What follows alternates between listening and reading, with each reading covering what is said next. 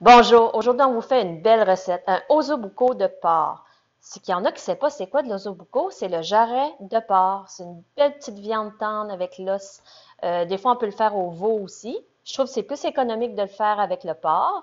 Puis aujourd'hui ça va être sauce tomatée aux champignons.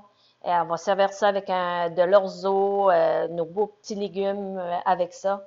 Ça fait que une belle recette pour recevoir ou un bon mais réconfortant d'hiver aussi. Avec cette recette, vous allez avoir besoin de 6 jarrets de porc, une demi-tasse de champignons séchés, un peu de farine juste pour enrober notre porc avant qu'on va les faire cuire, 2 gousses d'ail, un oignon, 2 carottes ou une grosse carotte, un des deux, un peu d'huile d'olive, du beurre, une tasse de vin blanc sec, 4 tasses de bouillon de légumes, 2 tasses de coulis de tomate ou sauce tomate. Au niveau des épices, vous allez avoir besoin d'une cuillerée à table de thym, un autre d'herbe de Provence. Vers la fin de notre recette, on va ajouter une tasse de champignons de Paris. Ça va être pour faire notre gramolata quand on va prendre le zeste d'un orange, d'un citron, mélanger ça avec une botte de persil. On va ajouter un petit peu de crème dans notre sauce. Moi, je vais faire cuire des fèves vertes par-dessus à la fin, peut-être 40 minutes avant que c'est cuit. Puis, on va faire cuire de l'orzo, qui est une petite pâte alimentaire qui fait vraiment bien avec un ossobuco de porc. Bon, ben, on va hacher nos 2 gousses d'ail.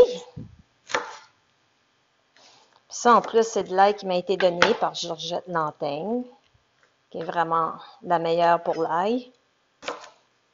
Là, on est sûr que c'est bio. C'est local. Bon, ben aujourd'hui, ça me tente pas de pleurer des yeux. Vu qu'on n'a pas trop d'oignons en grosse quantité, je vais utiliser un petit hachoir à la main. Je fais des bras en même temps. Mais au moins, je pleure pas des yeux. Alors, je vais couper mes carottes en petits carrés. Puis ça aussi, des carottes de jardin encore dans le mois de janvier. De mon amie Gisèle Robichaud. Voilà. Et en plus, j'ai Alexandre Lantaigne qui a filé mes couteaux. Ça coupe. Merci, Alexandre. Bon, voilà. On s'en va à nos fourneaux. Bon, ben, on va saupoudrer un peu de farine sur nos jarrets. C'est ça qui va épaissir un petit peu notre sauce aussi. On va saler, poivrer. Entre-temps, je vais mettre mon huile, un peu de beurre. On va faire revenir nos oignons puis notre ail haché. C'est un mets qu'il faut prévoir un bon 3-4 heures avant l'heure du souper. Ça va cuire lentement au four 4 heures à 300 degrés. Bon, on va continuer à mettre notre petite farine. Bon, on va faire revenir de chaque côté nos jarrets de porc. Vous pouvez mettre un à deux morceaux par personne, dépendant. Si vous avez une entrée, je peux dire 2 morceaux pour les hommes et 1 morceau pour les femmes, dépendant de l'appétit.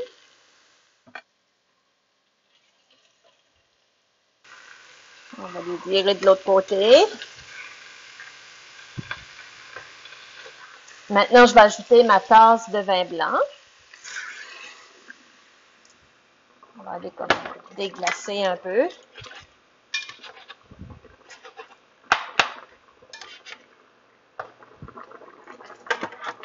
Je pourrais ajouter mes tomates, mes carottes. On va ajouter notre bouillon.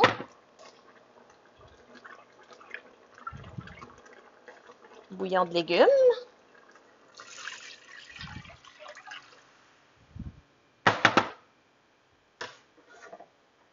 Notre 2 tasses de coulis de tomates.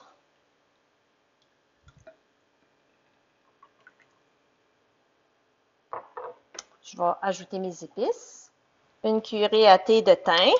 Ça peut être du thym frais aussi, si j'en avais pas. Puis une cuillerée à table d'herbes de Provence. Puis nos champignons séchés. C'est un mélange de champignons séchés sauvages. Fait voilà, c'est pas plus que ça pour tout de suite. Fait là, vous avez un bon 4 heures à faire autre chose, votre ménage ou aller faire du sport, aller prendre une marche dehors. Puis plus tard, vous allez avoir un bon souper qui va être succulent. Bon, on va saler. Là, je poivre plutôt. On va saler un peu aussi. C'est un mec qui fait quand même assez de sauce. C'est sûr, ça va beaucoup diminuer au four pendant 4 heures. Mais il reste quand même beaucoup de sauce. C'est le fun. Mais vous allez mettre ça sur vos pâtes orzo. Et là, on met au four.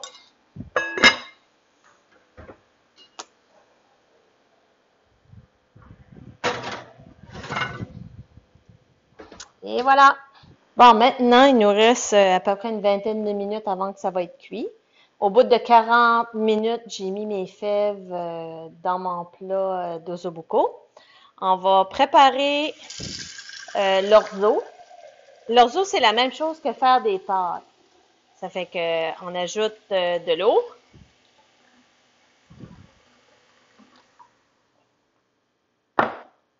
On met du sel.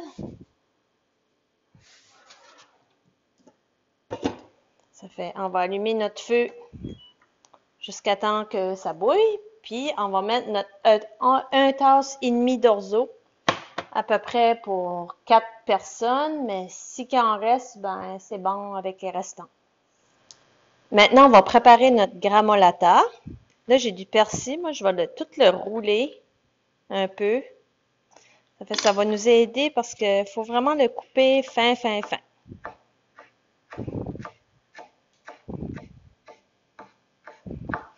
Après, ben c'est ça. Je vais faire le zeste de mon orange, de mon citron. On mélange tout ça ensemble.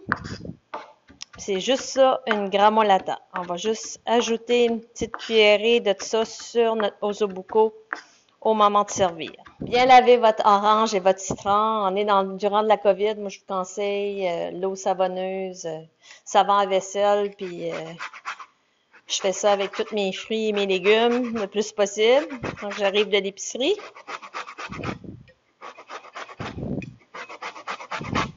On va prendre le zeste.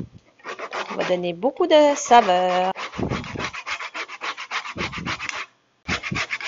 Maintenant, le citron.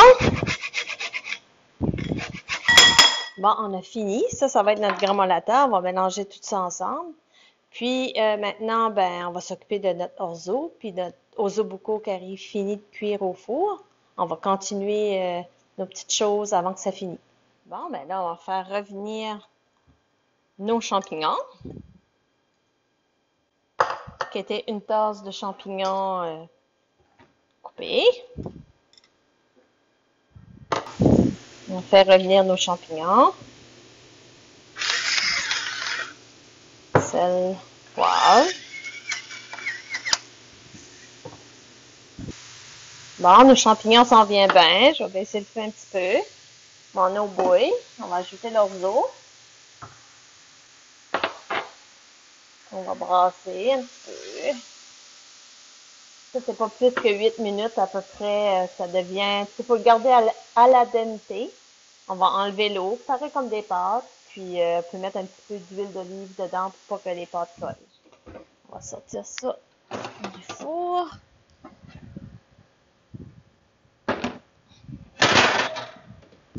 Puis là, on ajoute notre un demi-tasse de crème à 35%. Je vais enlever mes fèves avant de mettre ma crème. Ça va m'aider. C'est que moi, j'ajoute tout le temps des légumes de plus. Des fois, j'ajoute des asperges. Là, je vais ajouter ma crème. La petite sauce. Ça va être super bon. On ajoute nos champignons.